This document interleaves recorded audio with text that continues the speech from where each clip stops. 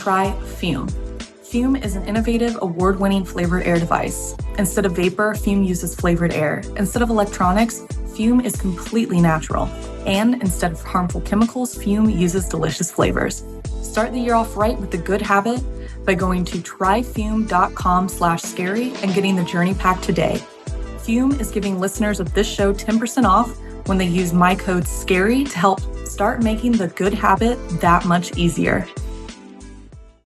Whether you hydrate to live or live to hydrate, Liquid IV quenches your thirst faster than water alone. It has 3 times the electrolytes of the leading sports drink, plus vitamins and nutrients for everyday wellness, all in a single sugar-free stick. I also love the fact that Liquid IV is made without artificial sweeteners and 0 sugar. And of course, it's free from gluten, dairy, and soy. However you hydrate, grab your Liquid IV Hydration Multiplier sugar-free in bulk nationwide at Costco, or get 20% off your first order when you go to liquidiv.com and use code SCARY at checkout. That's 20% off your first order when you shop Better Hydration today using promo code SCARY at liquidiv.com.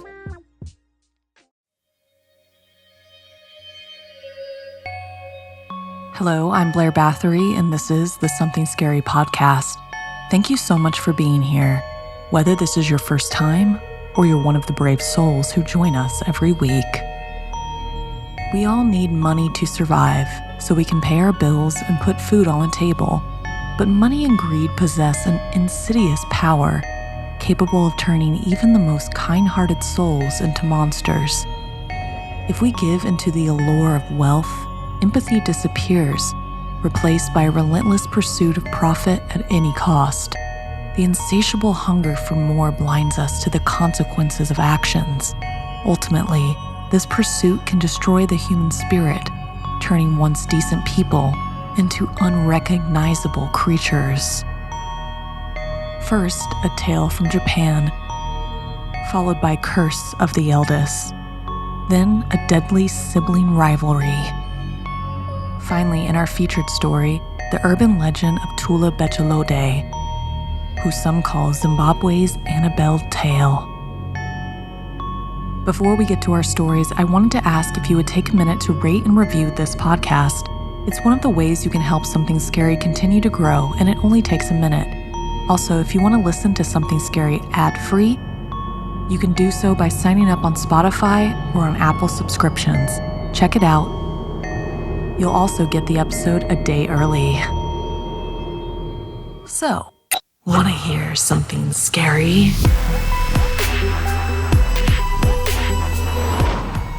Dollars for death. Many ancient cultures believed that a coin was needed as payment to pass into the underworld. The river Styx from Greek mythology is perhaps the most famous, but Japan has some wonderful legends about its own underworld, as in this story, written by Janine Pipe.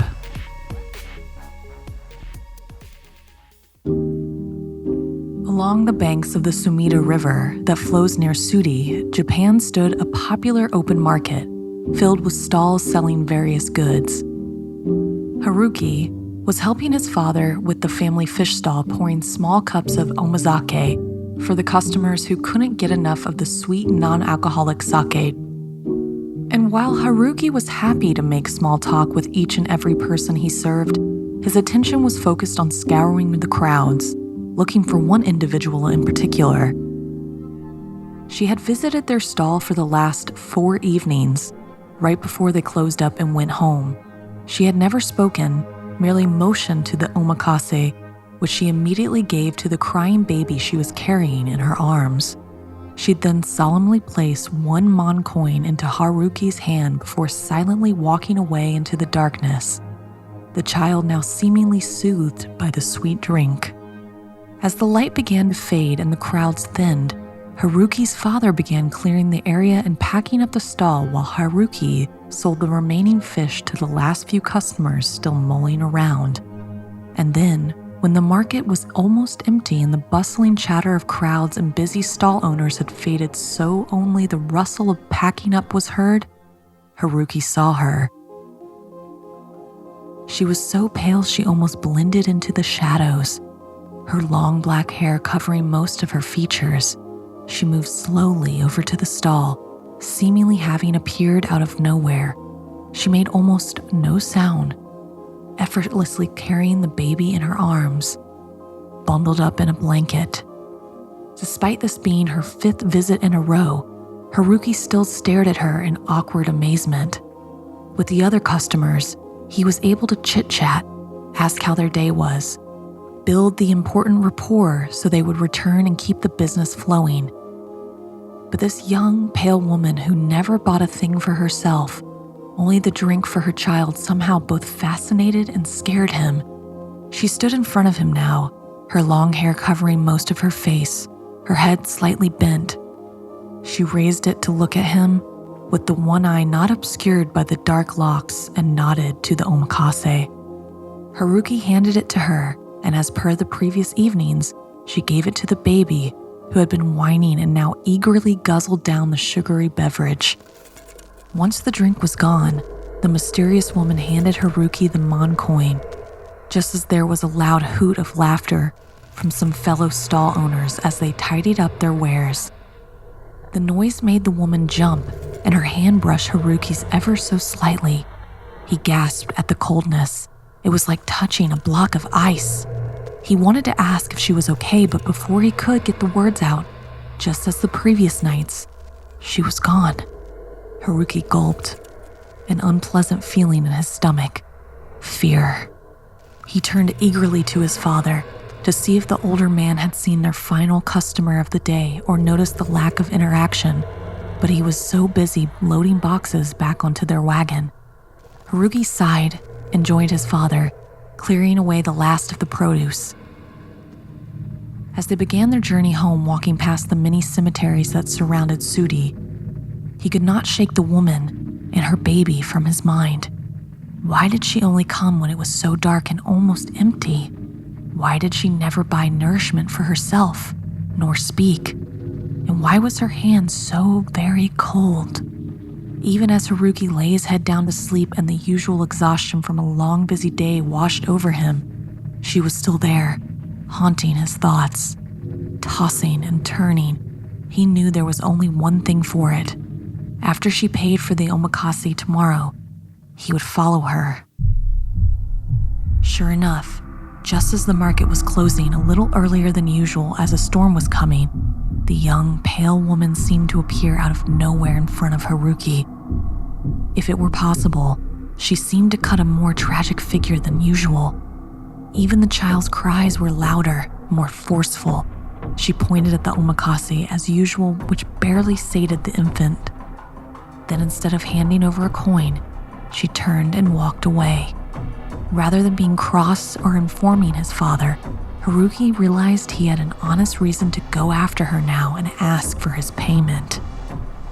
He had to be quick, as despite her fragile appearance, the woman always seemed to vanish, moving at an unnatural speed. The weather wasn't helping. The sky almost pitch black now. The storm clouds had rolled in and the rain began to fall in large, heavy drops. There! He'd almost lost her, but there she was, heading into one of the cemeteries. He shivered upon crossing the threshold and watched her approach a gravesite. She stood there for a moment or two, looked down as the child slept in her arms.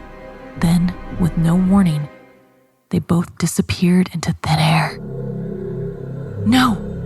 cried Haruki, rushing over to the grave where he gave a gasp of shock. It must have been fairly fresh and hadn't yet been covered over properly. Lying in the ground was the body of the woman who had visited him those last 5 evenings. The child was next to her, somehow by some miracle still alive. As Haruki picked up the child, something caught his eye. There, in the palm of the poor dead woman's hand, was a mon. 6 mon. The local monson, he whispered. The toll across the underworld, River Sanzu. Haruki knew the legends and realized he'd been visited by Kosadate Yori, looking after the baby she'd given birth to after being placed in her grave as she paid her way into the underworld. He stood up, covering the child with his coat, and swore to the woman he would do his best to ensure the baby was looked after so she could be at rest. Have you ever had an encounter with a mysterious stranger? What would you do if someone you were following seemingly vanished?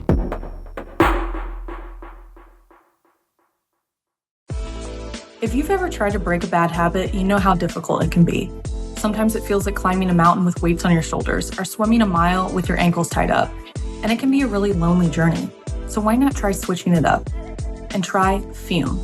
Fume is an innovative, award-winning flavored air device. Instead of vapor, Fume uses flavored air. Instead of electronics, Fume is completely natural.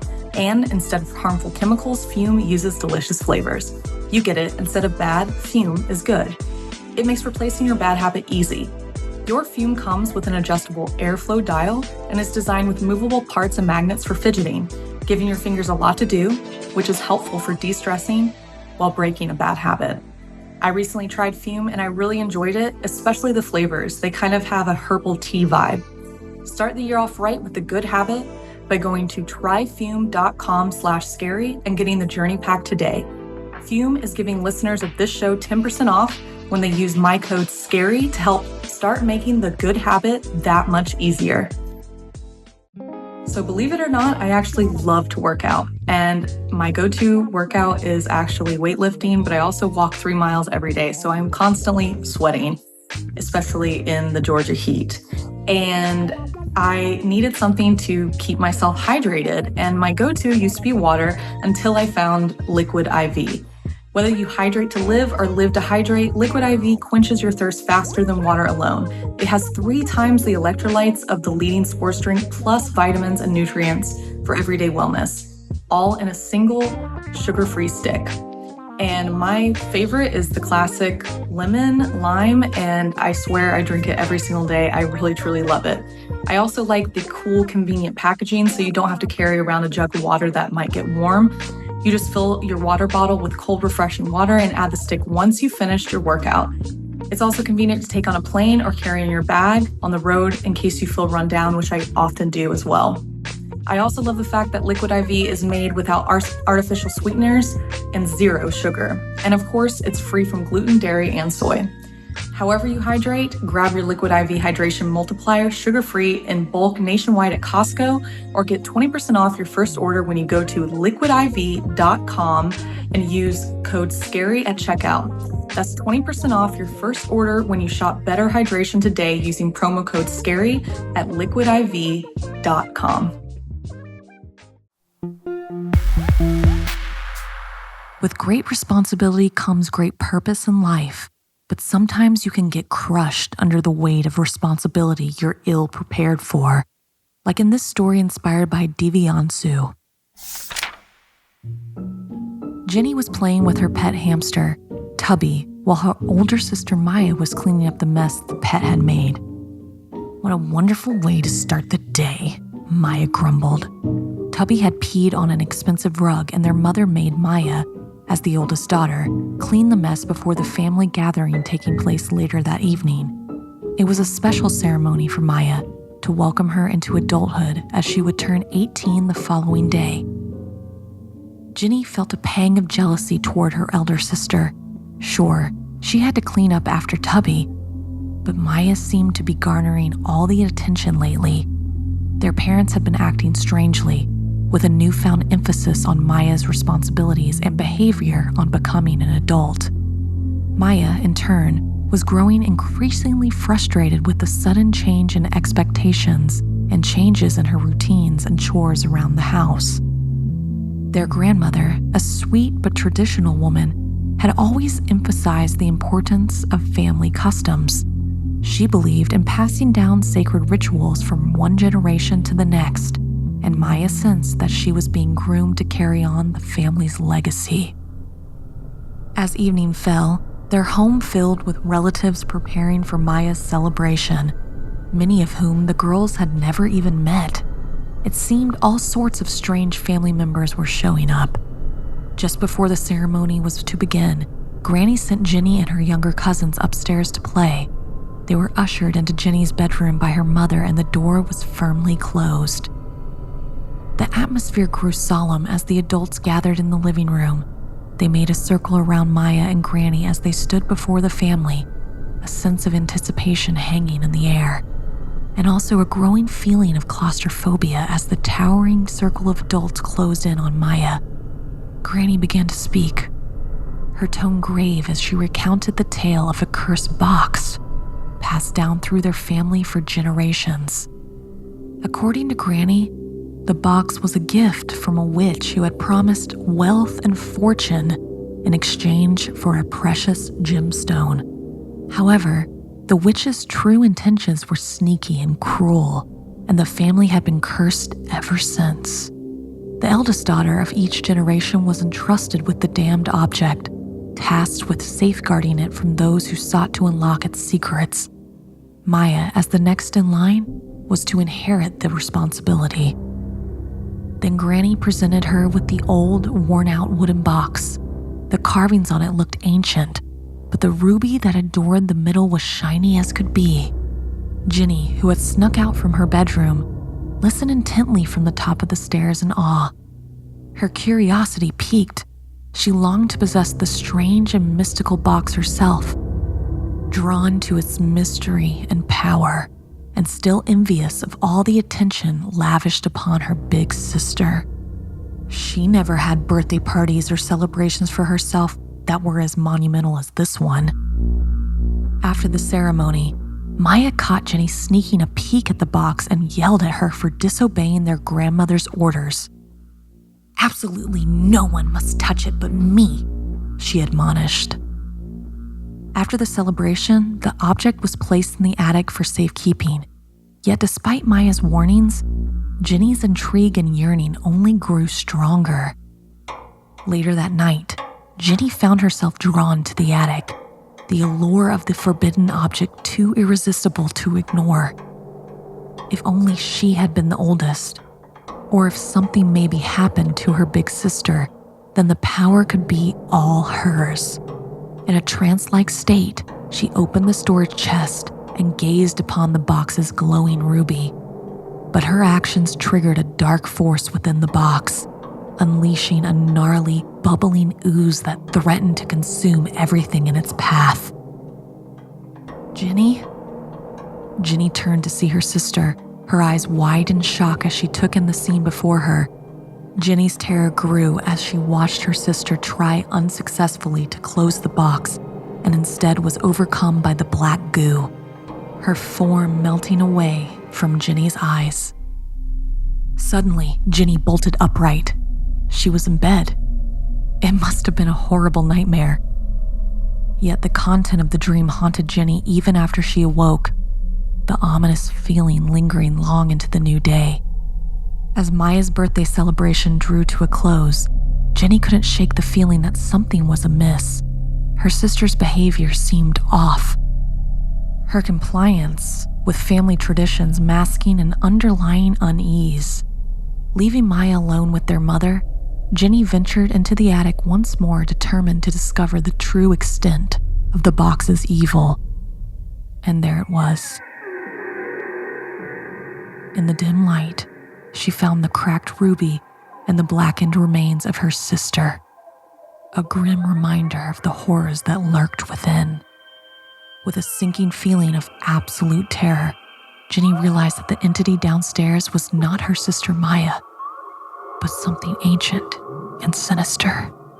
And as the night closed in around them, she knew that their family's darkest secrets had yet to be revealed. As Jenny grappled with the weight of their family's curse, she couldn't help but wonder what other secrets lay hidden within the shadows of their home.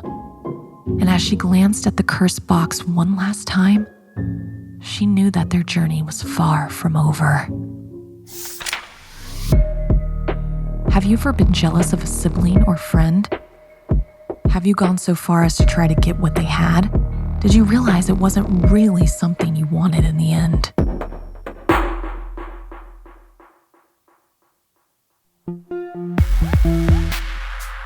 In the face of tragedy is when you need your family the most. But there's something about death that brings out one's greedy side, like in this story inspired by Sara. In a small, somber cemetery, 3 siblings stood side by side, their hearts heavy with grief as they said goodbye to their beloved father. The air was thick with a chill, and the clouds hung low, casting a shadow over the mourners. Tears mingled with the rain as the old man was laid to rest. And amidst the sorrow, the 3 siblings, Barry, Jay, and Lisa, swore that they would remain close in honor of their dad. But beneath the facade of empty promises, there sat an unsettling tension, as if somehow they all knew the worst was yet to come. The days passed till the siblings gathered once more, this time to hear the reading of their father's last will and testament. Initially, everything appeared equal and fair, no surprises. Barry, the oldest, got the house and the boat, and Jay, the Harley-Davidson motorcycle. But an unease settled in the room as Lisa heard what she had been bequeathed. A seemingly insignificant item, a worn, old wristwatch.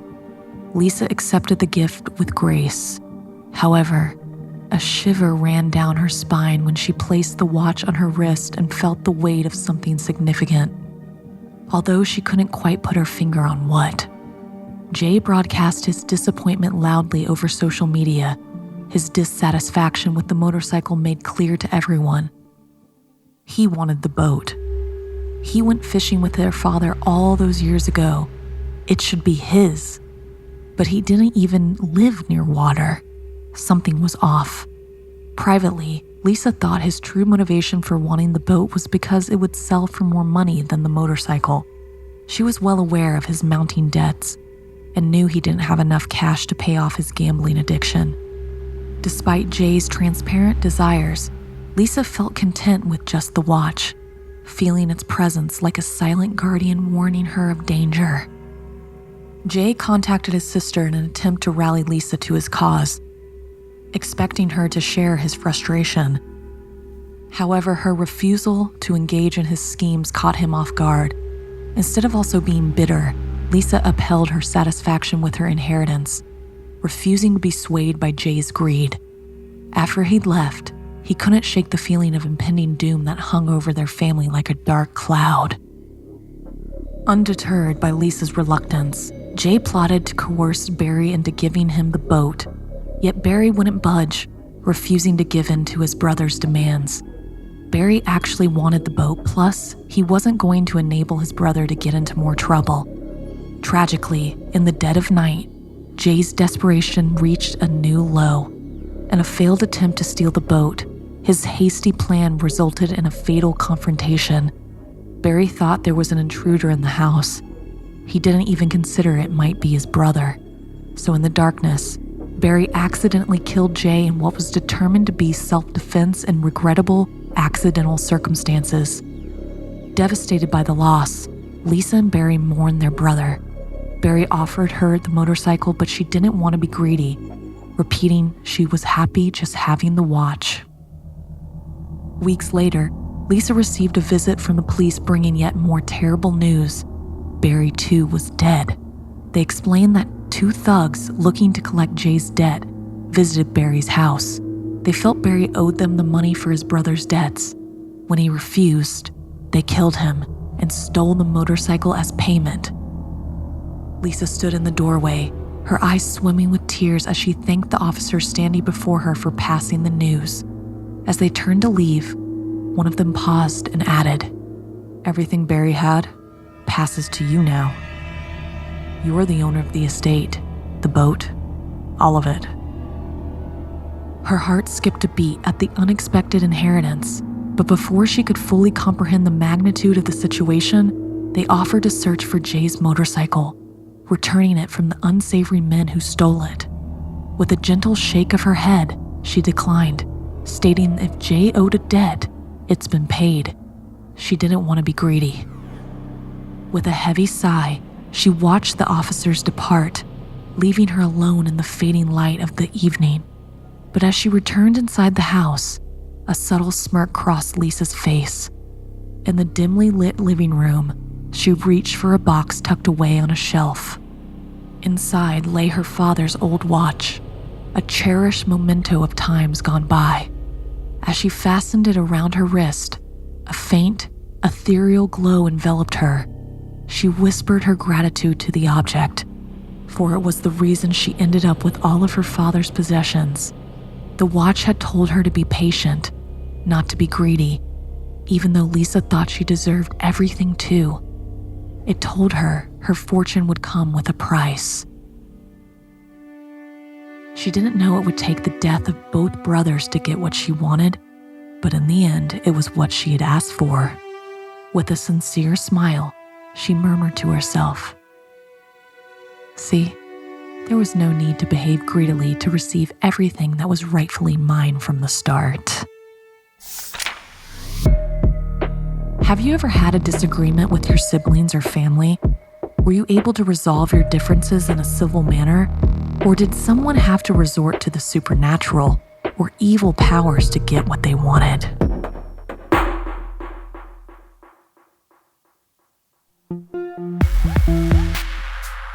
In her final story, join my co-host Stephanie as she tells the tale of a Zimbabwe urban legend, which is now animated and over on youtube.com/snarled.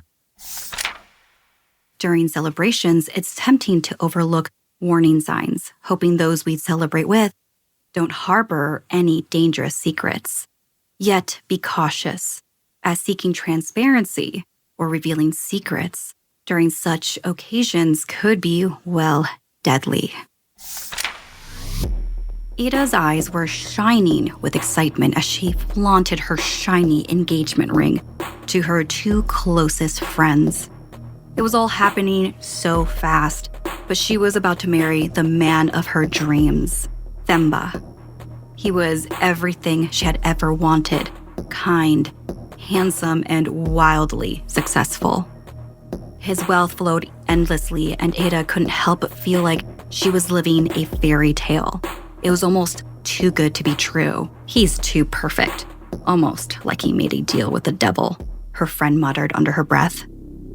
Comment sent a shiver down her spine, but she brushed it off, unwilling to let anything ruin her happy ending. After all, she would be ending the day with her beloved Themba.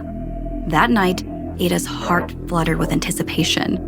But as they stood side by side brushing their teeth before going to bed, Ada couldn't shake the feeling of unease from the comments her friend had made earlier that day. He's too perfect? But why is that such a bad thing? She was thinking. And on top of his looks, she had never questioned where Themba's wealth came from. She simply enjoyed the lavish lifestyle it afforded them.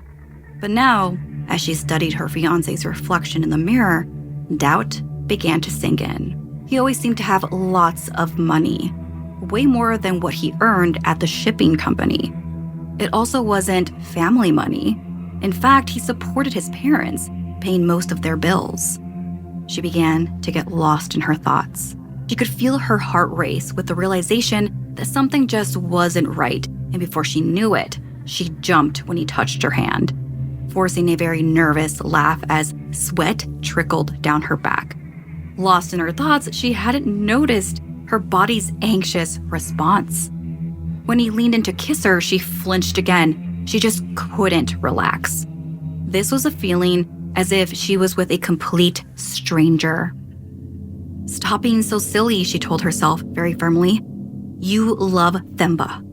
But later on, when they were laying in bed, Ada replayed everything in her mind. Themba had always been so giving and kind, she thought. But then she remembered something. There was this one time she was trying to get into the pantry. When she was moving her stuff in their apartment, she attempted to open the pantry in the kitchen. And like a bolt of lightning, Themba appeared and swatted her hand off the door. His eyes narrowed. "Never open that pantry door," he said in a low, stern voice. This side of him had frightened her, but luckily she hadn't seen the side of him since. Despite Themba's warning echoing in her mind, Ada's curiosity about the forbidden mystery got the best of her. It was all she could think about. She had to know what was her soon-to-be husband hiding from her. One day, Themba had went to work. Ada very slowly made her way over to the pantry. With trembling hands, she reached for the door and tried to unlock the keypad. Her heart was pounding. What if he caught her? What if the room was filled with dead bodies or something equally terrible? On the third try, click, the door unlocked. She took a deep breath and swung the creaky door open, revealing an almost empty pantry. But upon taking a closer look, she saw something was seated on the chair. In the softly lit pantry was a doll, an eerie, lifelike doll that seemed to watch her with unblinking eyes. Ada's initial reaction was one of amusement, but as she moved across the room, she swore the doll's eyes had followed her. They were just so lifelike. But perhaps Themba had a secret love for old toys? I mean, that was a creepy thought. The doll was probably a family heirloom, and he was embarrassed by it. She told herself.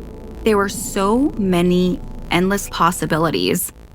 And with that unsettling discovery, she left the room and thought it was just best to just forget about it. But as days turned to nights and strange occurrences began to plague their home, Ada would hear the sound of plates breaking in the kitchen, only to find no evidence of anything shattered when she investigated.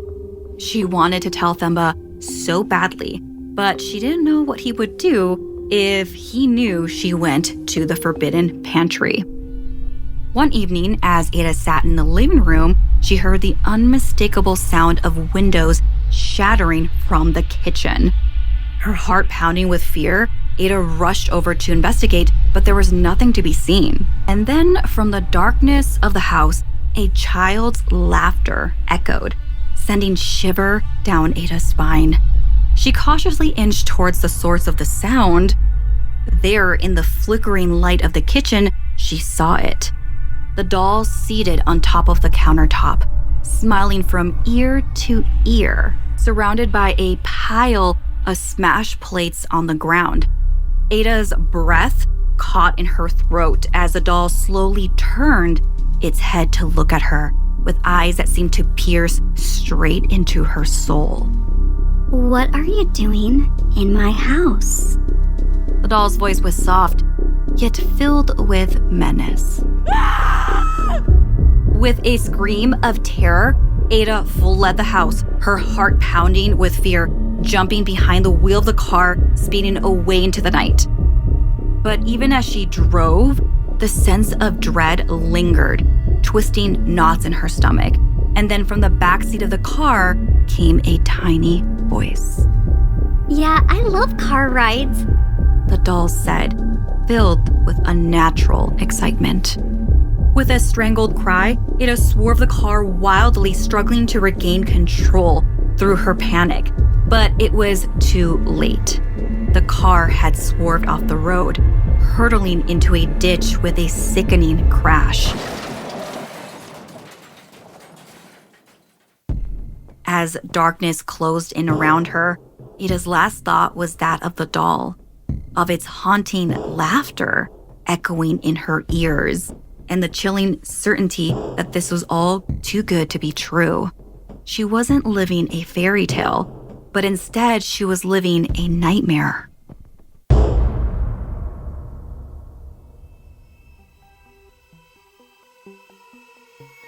This week's podcast stories were edited by Sara Lukasiewicz, narration by Blair Bathory, audio edited and mixed by Fitz Harris, additional audio editing by Calvin Linderman, produced by Anna Villalobos, executive produced by Gail Gilman, music by Sapphire Sindalo and Calvin Linderman.